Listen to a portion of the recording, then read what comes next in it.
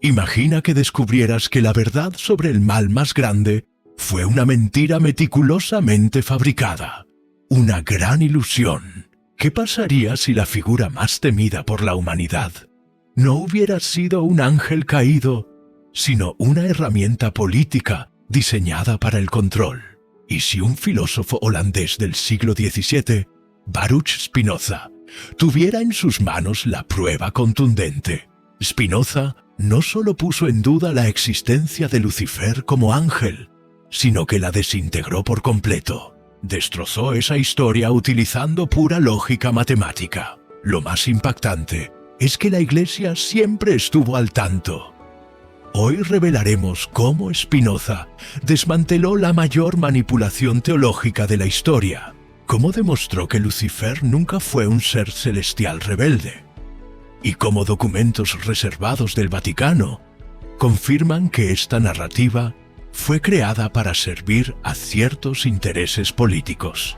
Prepárate para que tus creencias más profundas sobre el bien y el mal sean reestructuradas por completo. Pero antes de mostrar las pruebas irrefutables que Spinoza presentó, es crucial que comprendas cómo el relato de Lucifer se convirtió en la base del control religioso. Porque sin esa perspectiva, no podrás apreciar la magnitud de lo que estás a punto de descubrir. La historia que conocemos supuestamente comienza en el cielo. Un ángel perfecto, el más hermoso de todos, se alza contra Dios por soberbia. Es desterrado del paraíso y se transforma en la encarnación del mal. Este relato está tan arraigado en nuestra cultura que cuestionarlo parece casi una herejía. Sin embargo, Spinoza hizo precisamente eso, y sus hallazgos fueron tan peligrosos que sus libros fueron prohibidos y quemados públicamente. Lo que Spinoza encontró al examinar los textos sagrados originales fue sorprendente. El nombre de Lucifer aparece solo una vez en toda la Biblia, una sola vez, en el libro de Isaías capítulo 14, versículo 12, y no se refiere a un ángel desterrado. La frase original en hebreo es Hillel ben Shachar, donde Hillel significa brillante o que resplandece, y ben Shachar se traduce como hijo del alba o hijo de la mañana. La traducción literal sería astro brillante de la mañana o estrella de la mañana. Pero aquí viene el primer revés a la historia tradicional. El contexto de Isaías 14:12 no menciona ninguna rebelión celestial. Habla de un emperador babilónico específico, un gobernante mortal que cayó de su posición de poder. Spinoza notó algo que los teólogos habían ignorado a propósito. El texto utiliza un lenguaje poético común en el antiguo Oriente Medio para describir la caída de monarcas poderosos. Comparar a un gobernante con un astro de la mañana que cae del firmamento era una metáfora literaria, no un relato literal de acontecimientos sobrenaturales. Pero esto es solo el inicio de la revelación. Los documentos a los que Spinoza tuvo acceso a través de sabios de la tradición sefardí revelaron algo aún más perturbador. La idea de un adversario cósmico supremo no existía en la teología judía original. La noción de Hasatán en el judaísmo primitivo era completamente diferente a lo que concebimos hoy. En hebreo, Hasatán significa literalmente el adversario o el acusador. No era un nombre propio, sino una función, una especie de fiscal en el tribunal celestial. Un ángel al servicio de Dios que ponía a prueba la fe de los justos. No era un enemigo de Dios, sino un funcionario divino que ejecutaba órdenes específicas. Spinoza demostró que la transformación de Hasatán en el diablo cristiano fue una evolución teológica que se desarrolló durante siglos y no fue casual. Durante el exilio babilónico, los judíos tuvieron contacto con el zoroastrismo persa, que tenía una clara dualidad entre el bien y el mal. Ahura Mazda contra Angra Mainyu, luz contra oscuridad. Esta influencia comenzó a filtrarse en el pensamiento religioso judío tardío. Sin embargo, fue en el período intertestamentario, entre el Antiguo y el Nuevo Testamento que la transformación se aceleró. Textos apócrifos como el libro de Enoc comenzaron a desarrollar mitologías complejas sobre ángeles caídos. Estas narrativas no estaban en la Torá original, pero se incorporaron poco a poco a la tradición popular. Y aquí es donde Spinoza hizo su hallazgo más impactante, uno tan perturbador que cambiaría por completo nuestra comprensión no solo de Lucifer, sino de toda la estructura del poder religioso occidental. La Iglesia primitiva no solo adoptó estas tradiciones tardías, sino que las expandió con la intención de servir a objetivos políticos específicos. Pero lo que Spinoza descubrió al analizar los manuscritos arameos más antiguos fue algo que ni siquiera él esperaba. Existía una tradición textual alternativa, conservada en secreto por comunidades judías sefardíes, que narraba una historia completamente distinta sobre Hillel ben Shashar, una historia que no solo contradice el relato cristiano, sino que lo invierte por completo. En los textos más antiguos, los que preceden a la influencia zoroástrica, Hillel no era solo un título de honor, era el nombre de un reformador religioso histórico que vivió durante el período del exilio babilónico. Un ser humano real, no un ser sobrenatural. Este Hillel histórico era conocido por cuestionar las prácticas corruptas de los sacerdotes de su época. Él denunciaba cómo distorsionaban las enseñanzas originales para acumular poder y riquezas. Sus seguidores lo llamaban Ben Shachar, hijo de la mañana, porque representaba una nueva era de iluminación espiritual. Pero aquí viene la parte que hizo que Spinoza cuestionara todo lo que creía saber. Hillel fue asesinado por orden de las autoridades religiosas establecidas, no por rebelarse contra Dios, sino por rebelarse contra la corrupción institucional que explotaba el nombre de Dios. Y, lo que es aún más impactante, después de su muerte, esas mismas autoridades religiosas iniciaron una campaña sistemática para distorsionar su memoria, en lugar de preservar sus enseñanzas sobre la reforma espiritual. Transformaron gradualmente su figura en una leyenda ejemplar sobre los peligros de desafiar a la autoridad religiosa. A lo largo de los siglos, a través de sucesivas reinterpretaciones y traducciones deliberadamente alteradas, el reformador histórico Hillel fue convertido en el demonio mitológico Lucifer. La Iglesia no solo creó la figura demoníaca de Lucifer, sino que lo hizo destruyendo metódicamente la memoria de un reformador real que había desafiado precisamente el tipo de corrupción religiosa que la propia Iglesia llegaría a representar. Spinoza se dio cuenta de que estaba ante el descubrimiento más subversivo posible. Lucifer no era el enemigo de la reforma religiosa, sino que era un reformador religioso que fue transformado en un enemigo para desincentivar futuras reformas. La Iglesia había tomado su propio arquetipo de reformador espiritual y lo había transformado en la personificación absoluta del mal. Fue una operación de guerra psicológica tan sofisticada que tardó más de 1000 años en ser desenmascarada.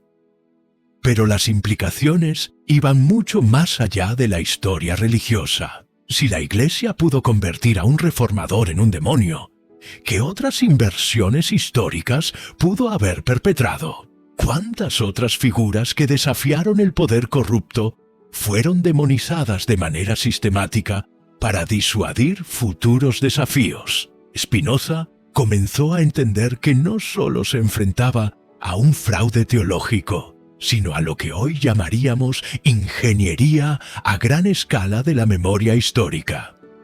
Y luego hizo un descubrimiento aún más perturbador. La transformación de Hillel en Lucifer no fue una distorsión paulatina, no, fue una campaña consciente y coordinada, documentada en correspondencias que Spinoza obtuvo a través de contactos en la comunidad marrana de Ámsterdam. Había cartas entre autoridades religiosas del siglo IV que discutían explícitamente cómo convertir al héroe de la Reforma en un símbolo de rebelión despiadada para desincentivar futuras insurrecciones doctrinales. Una estrategia maquiavélica, un documento particularmente escalofriante, supuestamente de Eusebio de Cesarea, describía un proyecto multigeneracional para erradicar la memoria de las resistencias justas al poder eclesiástico a través de la demonización sistemática de sus líderes. Una conspiración que perdura hasta nuestros días. Spinoza aplicó lo que llamó el método geométrico a la teología, tratando los conceptos religiosos con el mismo rigor matemático que Euclides aplicaba a la geometría. Comenzó con proposiciones fundamentales sobre la naturaleza divina y derivó conclusiones lógicamente indiscutibles. Si Dios es la sustancia infinita de la cual todo surge, entonces todo lo que existe es una manifestación de esta única sustancia. No puede haber dos sustancias infinitas, porque eso crearía una contradicción lógica. Por lo tanto, si Lucifer existe, debe ser una expresión de la sustancia divina, no una entidad separada y opuesta. Un Lucifer que se opone a Dios sería como una parte de un círculo que se opone al círculo mismo, una imposibilidad conceptual. Además, Spinoza demostró que el concepto mismo de mal supremo es lógicamente incoherente. El mal, argumentaba, no es una cualidad positiva, sino la ausencia de perfección, la falta de conocimiento. Es como la oscuridad, que no es una fuerza en sí misma, sino simplemente la ausencia de luz. Si Lucifer fuera verdaderamente malo, sería pura negación, pura ausencia. Pero algo que es pura ausencia no puede existir como una entidad independiente. Es como decir que existe un vacío que no está en nada. El análisis de Spinoza reveló algo impactante. La Iglesia había creado una entidad metafísicamente imposible. Lucifer, tal como se le concibe tradicionalmente, ni siquiera podría existir en principio. Pero había algo aún más radical. Si el mal no es una fuerza positiva, sino ignorancia o imperfección, entonces puede ser erradicado a través del conocimiento y la organización racional de la sociedad. No necesitamos una salvación sobrenatural, necesitamos educación y justicia. Spinoza argumentaba, en esencia, que los humanos podrían crear el paraíso en la tierra a través de la aplicación correcta de la razón. Esto hacía que la Iglesia no solo fuera innecesaria, sino un obstáculo activo para el progreso humano. En 1665, Spinoza recibió una carta anónima con copias de documentos del Archivo Secreto del Vaticano. Estos documentos, del siglo XIII, revelaban que altos miembros de la jerarquía católica no solo sabían que Lucifer era una invención teológica, sino que planearon sistemáticamente expandir esa invención. Había correspondencias entre papas y cardenales discutiendo cómo amplificar el terror al adversario para fortalecer la dependencia de los fieles. Existían manuales internos sobre cómo usar sermones sobre Lucifer para identificar y suprimir disidencias políticas. Lo más impactante fue un documento firmado por el propio Papa Inocencio IV, admitiendo que la figura del adversario supremo, aunque no corresponda a la realidad teológica, sirve a los propósitos superiores de la unidad cristiana y del orden social. En otras palabras, el Vaticano admitía de manera interna que Lucifer era una ficción conveniente, una herramienta de control social. Los documentos revelaban algo aún más perturbador.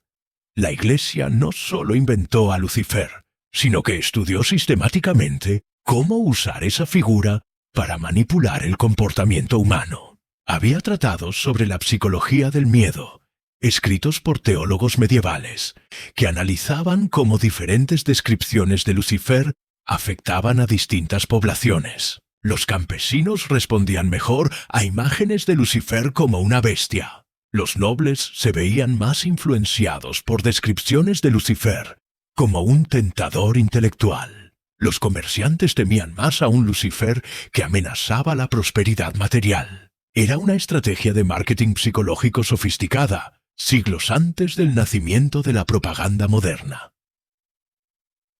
Mientras analizaba los textos sagrados originales, los antiguos pergaminos hebreos y arameos, Spinoza encontró algo que los traductores cristianos habían suprimido deliberadamente. Había referencias claras en los textos bíblicos originales a Hillel, como un título de honor para líderes justos. Por ejemplo, en Job 38:7, la expresión «estrellas de la mañana» se refiere a los hijos de Dios que cantan de alegría. En 2 Pedro 1:19, Jesús es llamado la estrella de la mañana, que nace en los corazones de los fieles. En Apocalipsis 22:16, el propio Cristo se identifica como la estrella brillante de la mañana. Si Hillel era un título positivo aplicado a figuras divinas y justas, entonces su uso en Isaías 14:12 no podía referirse a una entidad malévola. Era simplemente una descripción irónica, una sátira mordaz sobre la caída de un rey que se consideraba a sí mismo un dios. ¿Se capta la ironía? La Iglesia, esa institución poderosa, tomó un título que originalmente se refería a seres de luz y bondad, y lo transformó en el nombre del mal supremo, la sombra que lo consume todo, una inversión semántica deliberada y maliciosa. Spinoza documentó al menos 12 casos donde los traductores cristianos alteraron de forma intencionada términos hebreos para crear o fortalecer narrativas demonológicas que no existían en los textos sagrados originales. Por ejemplo, Sheol, que simplemente significaba lugar de los muertos, equivalente al Hades griego, fue traducido como infierno, con las implicaciones de castigo eterno. Ruach Ra'ah, que significaba espíritu perturbado o mal humor, se convirtió en espíritu demoníaco, un demonio al acecho en cada mal humor. El mal no viene de una fuente externa sobrenatural, surge de las propias estructuras sociales y políticas que prometen protegernos de él, un espejo que refleja nuestra propia creación.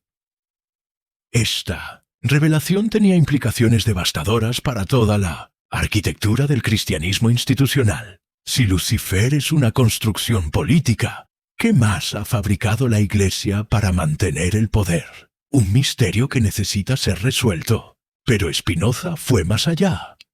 Aplicó su geometría moral para probar lógicamente por qué Lucifer no podría haber existido como ángel caído. Incluso si aceptáramos la premisa de un Dios omnipotente. Si Dios es infinito y perfecto, argumentó Spinoza, entonces todo lo que existe es una expresión de esa perfección divina. No puede haber nada fuera de Dios o opuesto a Dios. Un ser que se opone a Dios sería una contradicción lógica, como un círculo cuadrado o un número que es mayor que el infinito. Una lógica implacable. La propia posibilidad de rebelión contra un Dios omnisciente y omnipotente es absurda. Un Dios verdaderamente omnisciente sabría de antemano que un ángel se rebelaría. Un Dios verdaderamente omnipotente podría impedir esa rebelión sin esfuerzo.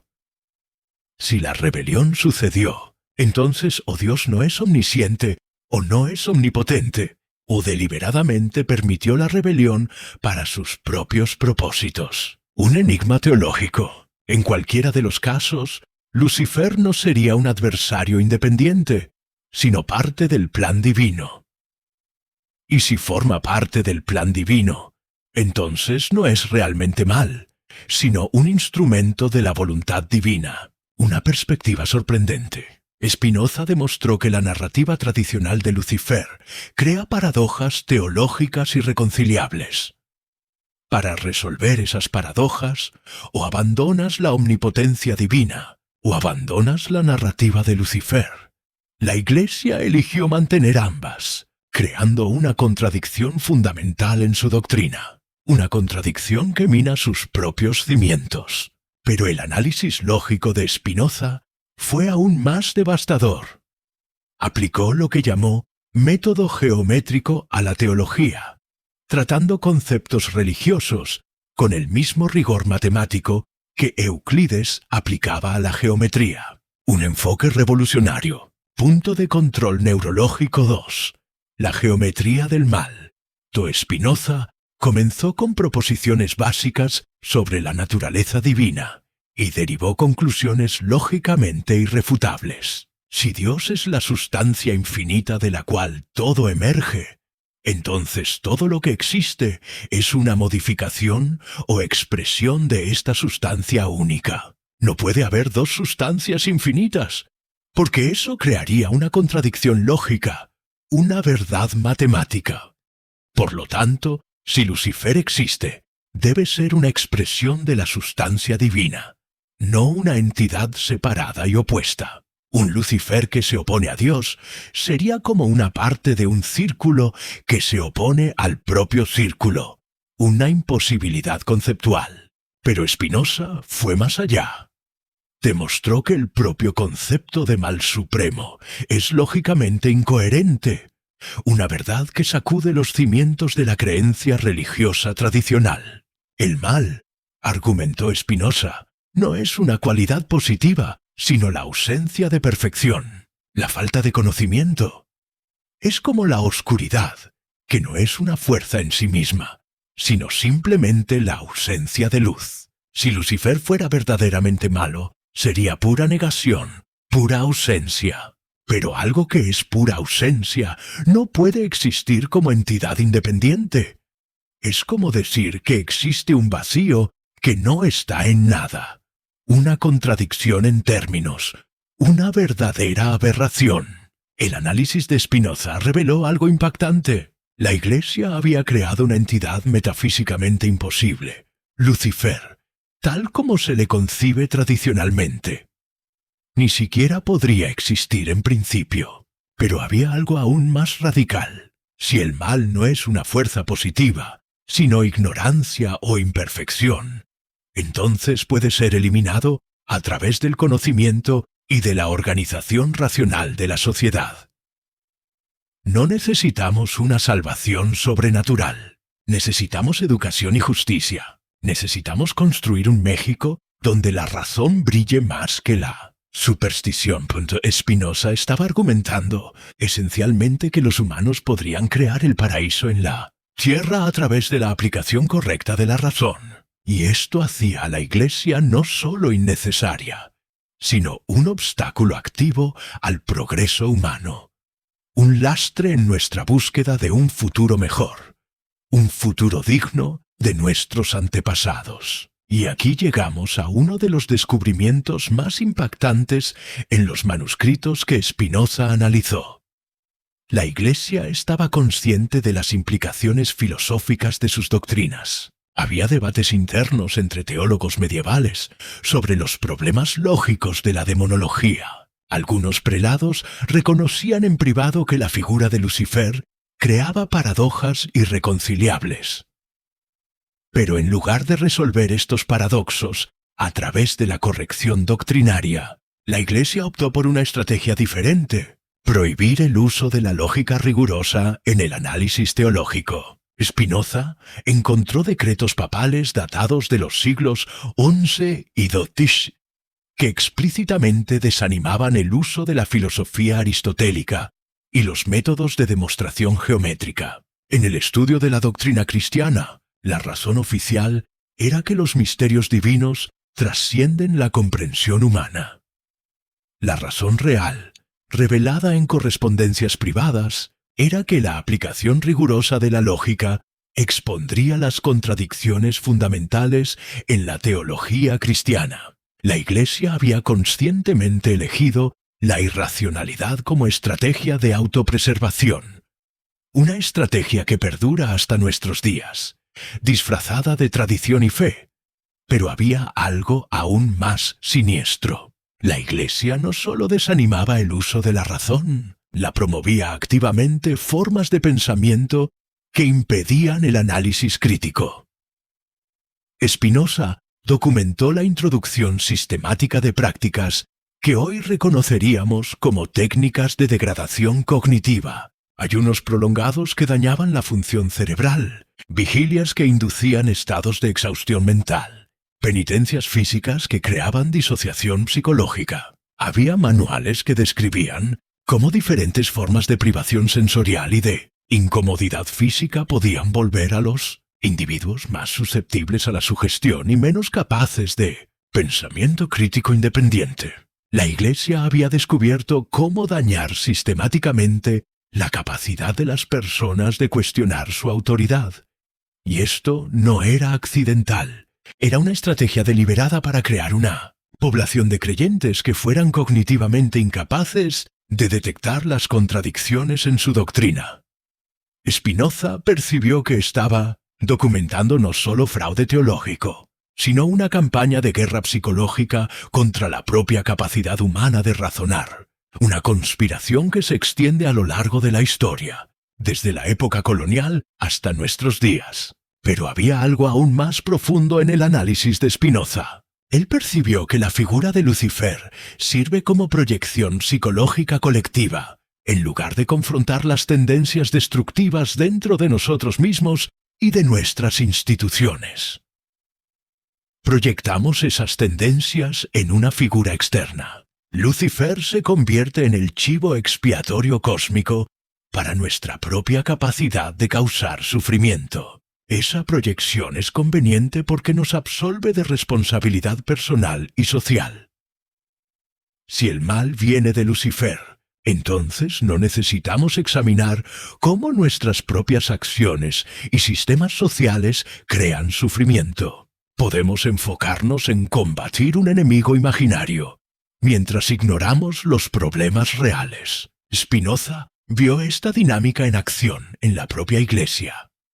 Mientras predicaba sobre los peligros de Lucifer, la institución eclesiástica cometía atrocidades en nombre de Dios. Inquisiciones, cruzadas, persecuciones, todo justificado como lucha contra el mal demoníaco. La ironía era brutal. La institución que más hablaba sobre Lucifer era la que más se comportaba de acuerdo con los atributos tradicionalmente asociados a él.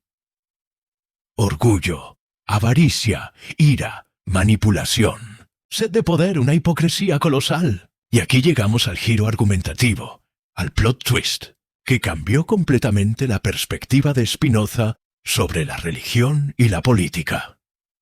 En 1665, Spinoza recibió una carta anónima conteniendo copias de documentos del archivo secreto del Vaticano. Estos documentos, datados del siglo XIII, revelaban que altos miembros de la jerarquía católica no solo sabían que Lucifer era una construcción teológica, sino que planearon sistemáticamente expandir esa construcción. Había correspondencias entre papas y cardenales discutiendo cómo amplificar el terror del adversario para fortalecer la dependencia de los fieles.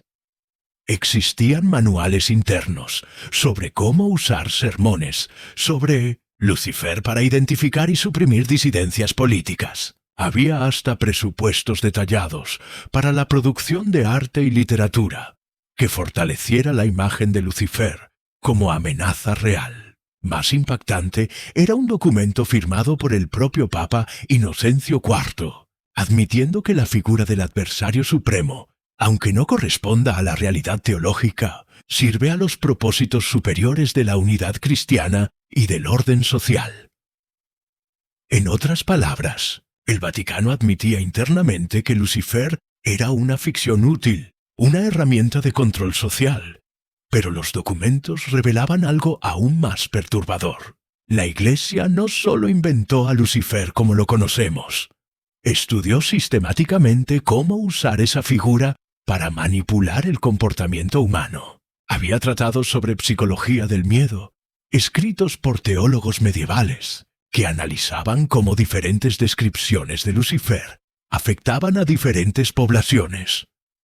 Los campesinos respondían mejor a imágenes de Lucifer como bestia física. Los nobles eran más influenciados por descripciones de Lucifer como tentador intelectual.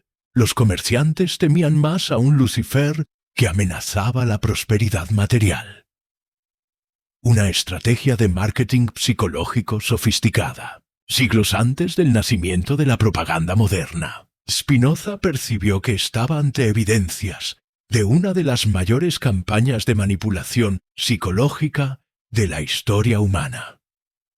Una campaña tan exitosa que hasta hoy, más de 1000 años después, miles de millones de personas creen en una figura que fue deliberadamente fabricada para el control político. Pero el descubrimiento más devastador todavía estaba por venir. Mientras analizaba los textos sagrados originales, los antiguos pergaminos hebreos y arameos, Spinoza encontró algo que los traductores cristianos habían sistemáticamente suprimido. Había referencias claras en los textos bíblicos originales a Helel, como título honorífico para líderes justos, en Job 38:7. Por ejemplo, la expresión estrellas de la mañana se refiere a los hijos de Dios que cantan de alegría. En 2 Pedro 1:19, Jesús es llamado la estrella de la mañana que nace en los corazones de los fieles. En Apocalipsis 22:16, el mismo Cristo se identifica como la estrella brillante de la mañana. ¿Una coincidencia? No lo creo. Si Helel, brillante, estrella de la mañana, era un título positivo aplicado a figuras divinas y justas, entonces su aplicación en Isaías 14:12 no podría referirse a una entidad malévola. Era simplemente una descripción irónica, una sátira ácida de la caída de un rey que se consideraba un dios, un emperador babilónico creyéndose igual a los dioses. Entonces, ¿se entiende la ironía? La Iglesia, esa poderosa institución, tomó un título que originalmente se refería a seres de luz y bondad, y lo transformó en el nombre del mal supremo, la sombra que lo consume todo, una inversión semántica deliberada y maliciosa, una perversa manipulación. Spinoza documentó al menos 12 instancias donde traductores cristianos alteraron deliberadamente términos hebreos para crear o fortalecer narrativas demonológicas que no existían en los textos sagrados originales. 12 ejemplos de una gran mentira Sheol, que simplemente significaba lugar de los muertos, equivalente al Hades griego, fue traducido como infierno, con connotaciones de castigo eterno. Un cambio sutil, pero con consecuencias devastadoras. Ruach Ra'ah, que significaba espíritu perturbado o mal humor, se convirtió en espíritu demoníaco, un demonio acechando en cada mal humor. Ben Elohim. Imagina que descubrieras que la verdad sobre el mal más grande fue una mentira meticulosamente fabricada, una gran ilusión. ¿Qué pasaría si la figura más temida por la humanidad no hubiera sido un ángel caído, sino una herramienta política diseñada para el control? ¿Y si un filósofo holandés del siglo XVII, Baruch Spinoza, tuviera en sus manos la prueba contundente? Spinoza no solo puso en duda la existencia de Lucifer como ángel, sino que la desintegró por completo. Destrozó esa historia utilizando pura lógica matemática. Lo más impactante es que la Iglesia siempre estuvo al tanto. Hoy revelaremos cómo Spinoza desmanteló la mayor manipulación teológica de la historia, cómo demostró que Lucifer nunca fue un ser celestial rebelde, y cómo documentos reservados del Vaticano confirman que esta narrativa fue creada para servir a ciertos intereses políticos. Prepárate para que tus creencias más profundas sobre el bien y el mal sean reestructuradas por completo.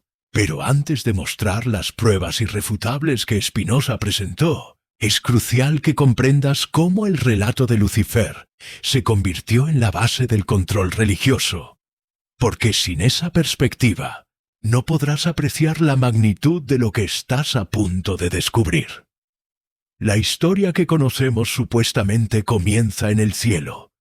Un ángel perfecto, el más hermoso de todos, se alza contra Dios por soberbia, es desterrado del paraíso y se transforma en la encarnación del mal. Este relato está tan arraigado en nuestra cultura que cuestionarlo parece casi una herejía. Sin embargo, Spinoza hizo precisamente eso, y sus hallazgos fueron tan peligrosos que sus libros fueron prohibidos y quemados públicamente. Lo que Spinoza encontró al examinar los textos sagrados originales fue sorprendente. El nombre de Lucifer aparece solo una vez en toda la Biblia. Una sola vez. En el libro de Isaías, capítulo 14, versículo 12, y no se refiere a un ángel desterrado. La frase original en hebreo es Hillel ben Shachar, donde Hillel significa brillante o que resplandece, y ben Shachar se traduce como hijo del alba o hijo de la mañana. La traducción literal sería astro brillante de la mañana o estrella de la mañana. Pero aquí viene el primer revés a la historia tradicional. El contexto de Isaías 14:12 no menciona ninguna rebelión celestial. Habla de un emperador babilónico específico, un gobernante mortal que cayó de su posición de poder. Spinoza notó algo que los teólogos habían ignorado a propósito. El texto utiliza un lenguaje poético común en el antiguo Oriente Medio para describir la caída de monarcas poderosos. Comparar a un gobernante con un astro de la mañana que cae del firmamento era una metáfora literaria, no un relato literal de acontecimientos sobrenaturales. Pero esto es solo el inicio de la revelación. Los documentos a los que Spinoza tuvo acceso a través de sabios de la tradición sefardí revelaron algo aún más perturbador. La idea de un adversario cósmico supremo no existía en la teología judía original. La noción de Hasatán en el judaísmo primitivo era completamente diferente a lo que concebimos hoy. En hebreo, Hasatán significa literalmente el adversario o el acusador. No era un nombre propio, sino una función, una especie de fiscal en el tribunal celestial, un ángel al servicio de Dios que ponía a prueba la fe de los justos. No era un enemigo de Dios, sino un funcionario divino que ejecutaba órdenes específicas. Spinoza demostró que la transformación de Hasatán en el diablo cristiano fue una evolución teológica que se desarrolló durante siglos y no fue casual. Durante el exilio babilónico, los judíos tuvieron contacto con el zoroastrismo persa, que tenía una clara dualidad entre el bien y el mal. Ahura Mazda contra Angra Mainyu, luz contra oscuridad. Esta influencia comenzó a filtrarse en el pensamiento religioso judío tardío. Sin embargo, fue en el período intertestamentario, entre el Antiguo y el Nuevo Testamento, que la transformación se aceleró. Textos apócrifos como el libro de Enoc comenzaron a desarrollar mitologías complejas sobre ángeles caídos. Estas narrativas no estaban en la Torá original, pero se incorporaron poco a poco a la tradición popular.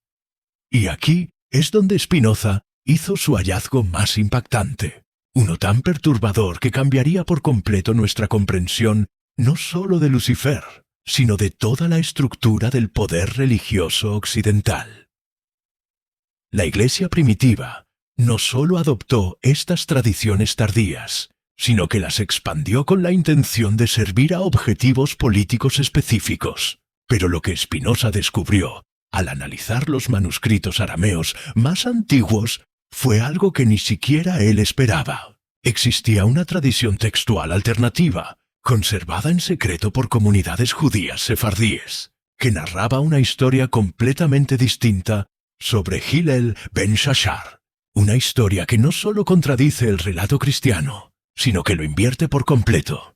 En los textos más antiguos, los que preceden a la influencia zoroástrica, Hillel no era solo un título de honor, era el nombre de un reformador religioso histórico que vivió durante el período del exilio babilónico. Un ser humano real, no un ser sobrenatural. Este Hillel histórico era conocido por cuestionar las prácticas corruptas de los sacerdotes de su época. Él denunciaba cómo distorsionaban las enseñanzas originales para acumular poder y riquezas. Sus seguidores lo llamaban Ben Shachar, hijo de la mañana, porque representaba una nueva era de iluminación espiritual.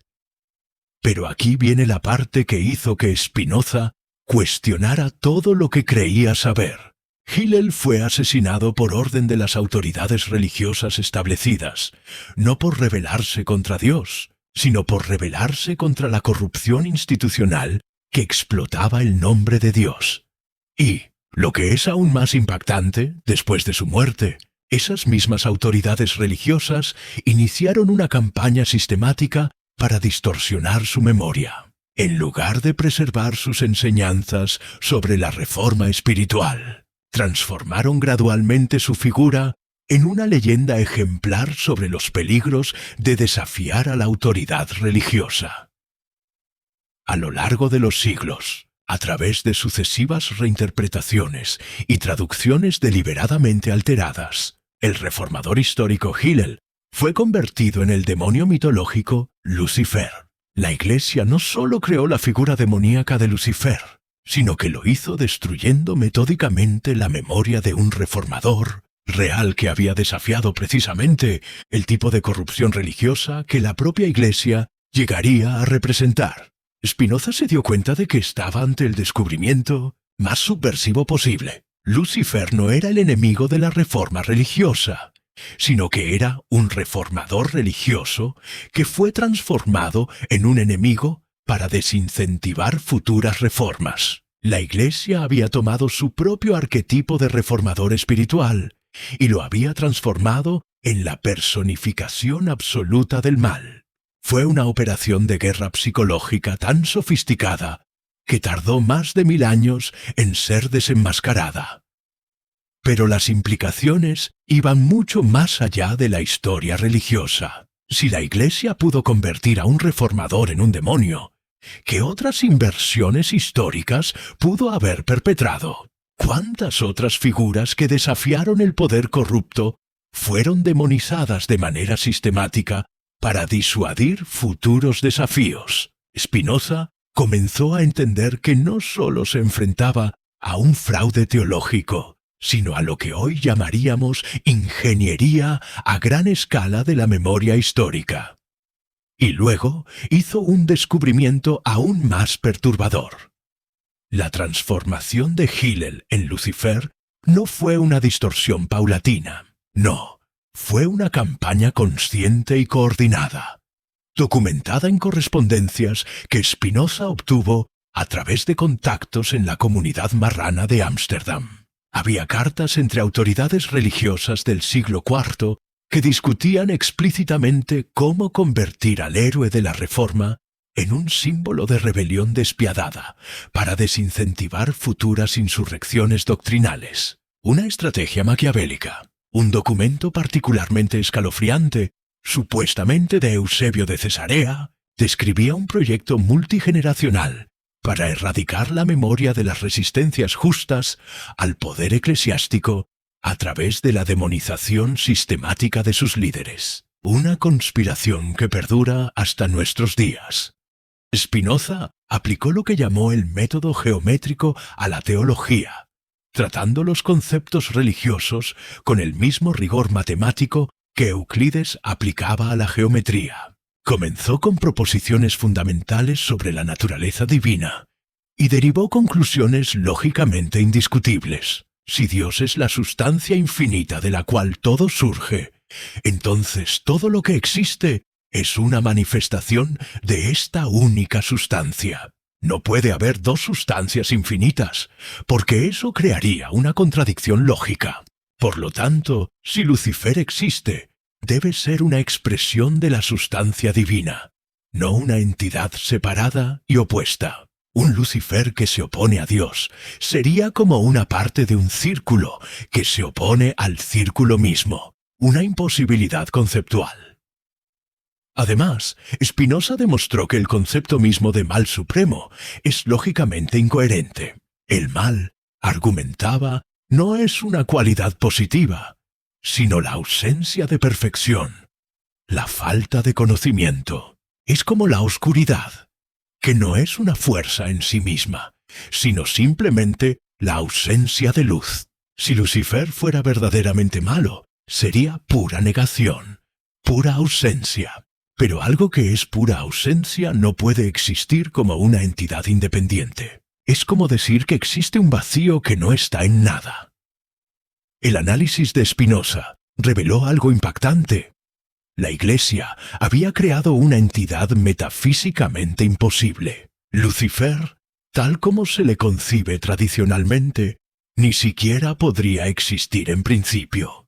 Pero había algo aún más radical. Si el mal no es una fuerza positiva, sino ignorancia o imperfección, entonces puede ser erradicado a través del conocimiento y la organización racional de la sociedad. No necesitamos una salvación sobrenatural, necesitamos educación y justicia. Spinoza argumentaba, en esencia, que los humanos podrían crear el paraíso en la tierra a través de la aplicación correcta de la razón. Esto hacía que la Iglesia no solo fuera innecesaria, sino un obstáculo activo para el progreso humano.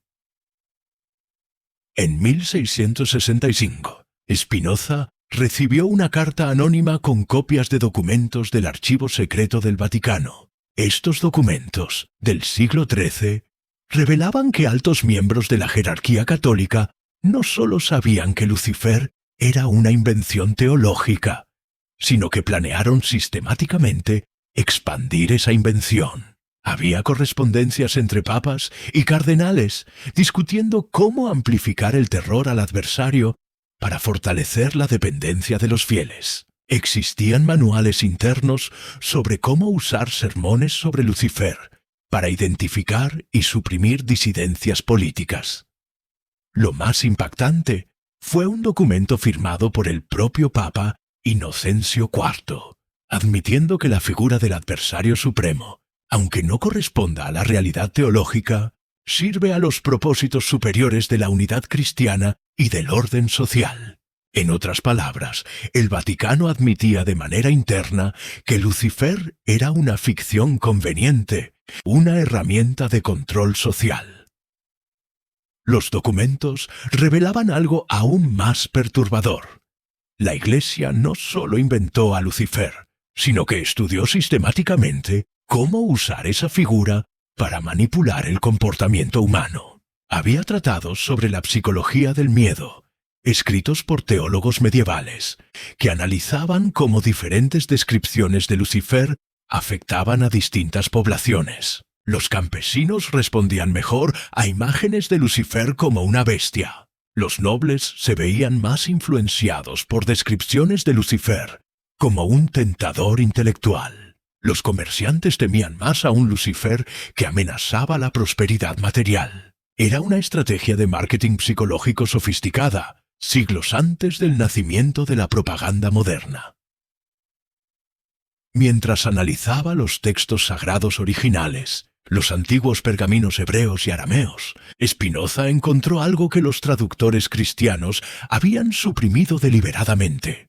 Había referencias claras en los textos bíblicos originales a Hillel, como un título de honor para líderes justos. Por ejemplo, en Job 38:7, la expresión estrellas de la mañana se refiere a los hijos de Dios que cantan de alegría. En 2 Pedro 1:19, Jesús es llamado la estrella de la mañana, que nace en los corazones de los fieles. En Apocalipsis 22:16, el propio Cristo se identifica como la estrella brillante de la mañana. Si Hillel era un título positivo aplicado a figuras divinas y justas, entonces su uso en Isaías 14:12 no podía referirse a una entidad malévola. Era simplemente una descripción irónica, una sátira mordaz sobre la caída de un rey que se consideraba a sí mismo un dios. ¿Se capta la ironía? La Iglesia, esa institución poderosa, tomó un título que originalmente se refería a seres de luz y bondad, y lo transformó en el nombre del mal supremo, la sombra que lo consume todo, una inversión semántica deliberada y maliciosa. Spinoza documentó al menos 12 casos donde los traductores cristianos alteraron de forma intencionada términos hebreos para crear o fortalecer narrativas demonológicas que no existían en los textos sagrados originales. Por ejemplo, Sheol, que simplemente significaba lugar de los muertos, equivalente al Hades griego, fue traducido como infierno, con las implicaciones de castigo eterno. Ruach Ra'ah, que significaba espíritu perturbado o mal humor, se convirtió en espíritu demoníaco, un demonio al acecho en cada mal humor. El mal no viene de una fuente externa sobrenatural. Surge de las propias estructuras sociales y políticas que prometen protegernos de él, un espejo que refleja nuestra propia creación. Esta revelación tenía implicaciones devastadoras para toda la arquitectura del cristianismo institucional. Si Lucifer es una construcción política, ¿qué más ha fabricado la Iglesia para mantener el poder? Un misterio que necesita ser resuelto. Pero Spinoza fue más allá. Aplicó su geometría moral para probar lógicamente por qué Lucifer no podría haber existido como ángel caído. Incluso si aceptáramos la premisa de un Dios omnipotente. Si Dios es infinito y perfecto, argumentó Spinoza, entonces todo lo que existe es una expresión de esa perfección divina. No puede haber nada fuera de Dios o opuesto a Dios. Un ser que se opone a Dios sería una contradicción lógica, como un círculo cuadrado o un número que es mayor que el infinito. Una lógica implacable. La propia posibilidad de rebelión contra un Dios omnisciente y omnipotente es absurda. Un Dios verdaderamente omnisciente sabría de antemano que un ángel se rebelaría. Un Dios verdaderamente omnipotente podría impedir esa rebelión sin esfuerzo. Si la rebelión sucedió, entonces o Dios no es omnisciente o no es omnipotente, o deliberadamente permitió la rebelión para sus propios propósitos. Un enigma teológico. En cualquiera de los casos, Lucifer no sería un adversario independiente, sino parte del plan divino. Y si forma parte del plan divino, entonces no es realmente mal, sino un instrumento de la voluntad divina. Una perspectiva sorprendente. Spinoza demostró que la narrativa tradicional de Lucifer crea paradojas teológicas irreconciliables. Para resolver esas paradojas, o abandonas la omnipotencia divina, o abandonas la narrativa de Lucifer. La Iglesia eligió mantener ambas, creando una contradicción fundamental en su doctrina, una contradicción que mina sus propios cimientos. Pero el análisis lógico de Spinoza fue aún más devastador. Aplicó lo que llamó método geométrico a la teología, tratando conceptos religiosos con el mismo rigor matemático que Euclides aplicaba a la geometría. Un enfoque revolucionario. Punto de control neurológico 2. La geometría del mal. Spinoza comenzó con proposiciones básicas sobre la naturaleza divina y derivó conclusiones lógicamente irrefutables. Si Dios es la sustancia infinita de la cual todo emerge, entonces todo lo que existe es una modificación o expresión de esta sustancia única. No puede haber dos sustancias infinitas, porque eso crearía una contradicción lógica, una verdad matemática. Por lo tanto, si Lucifer existe, debe ser una expresión de la sustancia divina, no una entidad separada y opuesta. Un Lucifer que se opone a Dios sería como una parte de un círculo que se opone al propio círculo, una imposibilidad conceptual. Pero Spinoza fue más allá. Demostró que el propio concepto de mal supremo es lógicamente incoherente, una verdad que sacude los cimientos de la creencia religiosa tradicional. El mal, argumentó Spinoza, no es una cualidad positiva, sino la ausencia de perfección, la falta de conocimiento. Es como la oscuridad, que no es una fuerza en sí misma, sino simplemente la ausencia de luz. Si Lucifer fuera verdaderamente malo, sería pura negación, pura ausencia. Pero algo que es pura ausencia no puede existir como entidad independiente. Es como decir que existe un vacío que no está en nada. Una contradicción en términos, una verdadera aberración. El análisis de Spinoza reveló algo impactante. La Iglesia había creado una entidad metafísicamente imposible, Lucifer, tal como se le concibe tradicionalmente. Ni siquiera podría existir en principio. Pero había algo aún más radical. Si el mal no es una fuerza positiva, sino ignorancia o imperfección, entonces puede ser eliminado a través del conocimiento y de la organización racional de la sociedad. No necesitamos una salvación sobrenatural. Necesitamos educación y justicia. Necesitamos construir un México donde la razón brille más que la superstición. Spinoza estaba argumentando esencialmente que los humanos podrían crear el paraíso en la tierra a través de la aplicación correcta de la razón. Y esto hacía a la Iglesia no solo innecesaria, sino un obstáculo activo al progreso humano. Un lastre en nuestra búsqueda de un futuro mejor, un futuro digno de nuestros antepasados. Y aquí llegamos a uno de los descubrimientos más impactantes en los manuscritos que Spinoza analizó. La Iglesia estaba consciente de las implicaciones filosóficas de sus doctrinas. Había debates internos entre teólogos medievales sobre los problemas lógicos de la demonología. Algunos prelados reconocían en privado que la figura de Lucifer creaba paradojas irreconciliables. Pero en lugar de resolver estos paradoxos a través de la corrección doctrinaria, la Iglesia optó por una estrategia diferente: prohibir el uso de la lógica rigurosa en el análisis teológico. Spinoza encontró decretos papales datados de los siglos XI y XII que explícitamente desanimaban el uso de la filosofía aristotélica y los métodos de demostración geométrica. En el estudio de la doctrina cristiana, la razón oficial era que los misterios divinos trascienden la comprensión humana.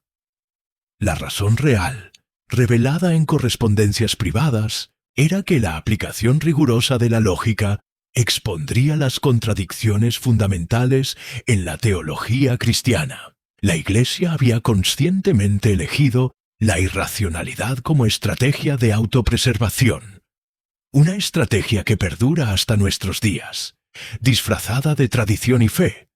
Pero había algo aún más siniestro. La Iglesia no solo desanimaba el uso de la razón, la promovía activamente formas de pensamiento que impedían el análisis crítico. Spinoza documentó la introducción sistemática de prácticas que hoy reconoceríamos como técnicas de degradación cognitiva, ayunos prolongados que dañaban la función cerebral, vigilias que inducían estados de exhaustión mental, penitencias físicas que creaban disociación psicológica. Había manuales que describían cómo diferentes formas de privación sensorial y de incomodidad física podían volver a los individuos más susceptibles a la sugestión y menos capaces de pensamiento crítico independiente. La Iglesia había descubierto cómo dañar sistemáticamente la capacidad de las personas de cuestionar su autoridad. Y esto no era accidental. Era una estrategia deliberada para crear una población de creyentes que fueran cognitivamente incapaces de detectar las contradicciones en su doctrina.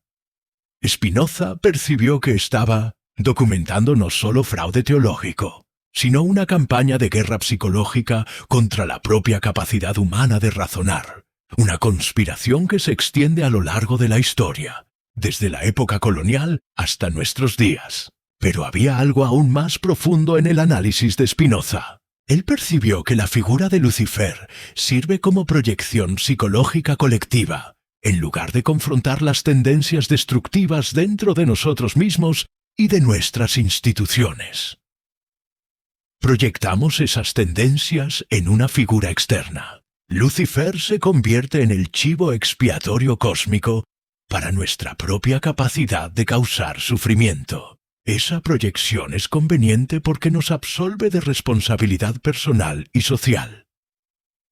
Si el mal viene de Lucifer, entonces no necesitamos examinar cómo nuestras propias acciones y sistemas sociales crean sufrimiento. Podemos enfocarnos en combatir un enemigo imaginario, mientras ignoramos los problemas reales. Spinoza vio esta dinámica en acción en la propia Iglesia. Mientras predicaba sobre los peligros de Lucifer, la institución eclesiástica cometía atrocidades en nombre de Dios. Inquisiciones, cruzadas, persecuciones, todo justificado como lucha contra el mal demoníaco. La ironía era brutal. La institución que más hablaba sobre Lucifer era la que más se comportaba de acuerdo con los atributos tradicionalmente asociados a él.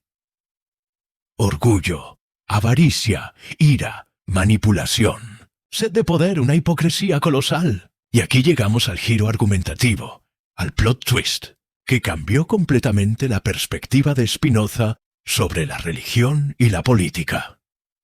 En 1665, Spinoza recibió una carta anónima conteniendo copias de documentos del Archivo Secreto del Vaticano. Estos documentos, datados del siglo XIII, revelaban que altos miembros de la jerarquía católica no solo sabían que Lucifer era una construcción teológica, sino que planearon sistemáticamente expandir esa construcción. Había correspondencias entre papas y cardenales discutiendo cómo amplificar el terror del adversario para fortalecer la dependencia de los fieles. Existían manuales internos sobre cómo usar sermones sobre Lucifer para identificar y suprimir disidencias políticas. Había hasta presupuestos detallados para la producción de arte y literatura que fortaleciera la imagen de Lucifer como amenaza real. Más impactante era un documento firmado por el propio Papa Inocencio IV, admitiendo que la figura del adversario supremo, aunque no corresponda a la realidad teológica, sirve a los propósitos superiores de la unidad cristiana y del orden social. En otras palabras, el Vaticano admitía internamente que Lucifer era una ficción útil, una herramienta de control social, pero los documentos revelaban algo aún más perturbador. La Iglesia no solo inventó a Lucifer como lo conocemos, estudió sistemáticamente cómo usar esa figura para manipular el comportamiento humano. Había tratados sobre psicología del miedo, escritos por teólogos medievales, que analizaban cómo diferentes descripciones de Lucifer afectaban a diferentes poblaciones. Los campesinos respondían mejor a imágenes de Lucifer como bestia física. Los nobles eran más influenciados por descripciones de Lucifer como tentador intelectual. Los comerciantes temían más a un Lucifer que amenazaba la prosperidad material. Una estrategia de marketing psicológico sofisticada. Siglos antes del nacimiento de la propaganda moderna, Spinoza percibió que estaba ante evidencias de una de las mayores campañas de manipulación psicológica de la historia humana. Una campaña tan exitosa que hasta hoy, más de 1000 años después, miles de millones de personas creen en una figura que fue deliberadamente fabricada para el control político. Pero el descubrimiento más devastador todavía estaba por venir. Mientras analizaba los textos sagrados originales, los antiguos pergaminos hebreos y arameos, Spinoza encontró algo que los traductores cristianos habían sistemáticamente suprimido. Había referencias claras en los textos bíblicos originales a Helel, como título honorífico para líderes justos, en Job 38:7. Por ejemplo, la expresión estrellas de la mañana se refiere a los hijos de Dios que cantan de alegría. En 2 Pedro 1:19, Jesús es llamado la estrella de la mañana que nace en los corazones de los fieles. En Apocalipsis 22:16, el mismo Cristo se identifica como la estrella brillante de la mañana. ¿Una coincidencia? No lo creo. Si Helel, brillante, estrella de la mañana, era un título positivo aplicado a figuras divinas y justas, Entonces, su aplicación en Isaías 14:12 no podría referirse a una entidad malévola. Era simplemente una descripción irónica, una sátira ácida de la caída de un rey que se consideraba un dios, un emperador babilónico creyéndose igual a los dioses. Entonces, ¿se entiende la ironía? La Iglesia, esa poderosa institución, tomó un título que originalmente se refería a seres de luz y bondad, y lo transformó en el nombre del mal supremo, la sombra que lo consume todo, una inversión semántica deliberada y maliciosa, una perversa manipulación. Spinoza documentó al menos 12 instancias donde traductores cristianos alteraron deliberadamente términos hebreos para crear o fortalecer narrativas demonológicas que no existían en los textos sagrados originales. 12 ejemplos de una gran mentira, Sheol, que simplemente significaba lugar de los muertos, equivalente al Hades griego, fue traducido como infierno, con connotaciones de castigo eterno. Un cambio sutil, pero con consecuencias devastadoras. Ruach Ra'ah, que significaba espíritu perturbado o mal humor, se convirtió en espíritu demoníaco, un demonio acechando en cada mal humor. Ben Elohim,